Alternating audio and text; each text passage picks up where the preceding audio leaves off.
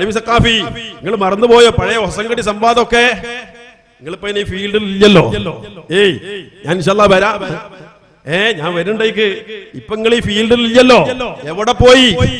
അലവി സഖാഫി ഇപ്പൊ ഇവിടെ ഒന്ന് വന്നു എന്നല്ലാതെ ഇനി എവിടെ കൊണ്ടുവരിവിടെ ഇവിടെ വെച്ചിട്ട് ഇതേപോലെ നൂഹ് നബി അലൈഹി സ്വലാത്തു വസ്സലാം അല്ലാഹു ആരോടും ദുആ ചെയ്തതിന് തെളിവുണ്ട് പറയും.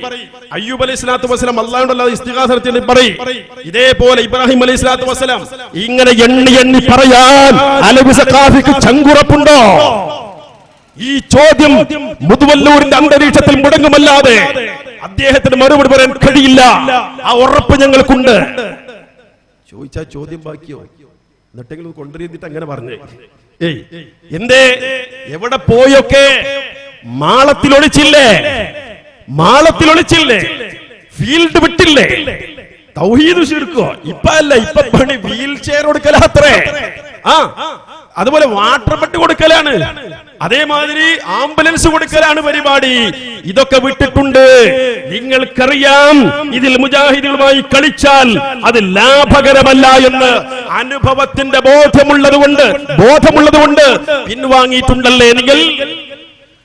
എവിടെ പോയി അലവി സഖാഫി? ഇവിടെ നിന്ന് വന്നതല്ലേ? എവിടെ പോയി നമ്മളെ വടശ്ശേരി അസം മുസ്ലിയാർ? ഞങ്ങൾക്കെതിരെ വല്ലാതെ പറഞ്ഞ ആൾക്കാരല്ലേ ഇതൊക്കെ. എവിടെ പോയി സുലൈമാൻ സഖാഫി മാളിയേക്കൽ? എവിടെ പോയി കൂറ്റമ്പാറ ദാരിമി? എവിടെ പോയി പത്തപ്പിരിയം സഖാഫി? എവിടെ പോയി നമ്മളെ ഏലംകുളം സഖാഫി? റഷീദ് കുറ്റിയാടിയെ കണ്ടവരുണ്ടോ?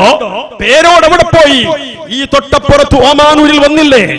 എന്നിട്ടും വയലല്ലേ നമ്മള് ക്ലിപ്പ് ഞാൻ കാണിക്കുന്നുണ്ട്. എന്ത് ഇവ രോഗം കാലുവേദനയൊക്കെ മാറിയിട്ടുണ്ടത്രേ.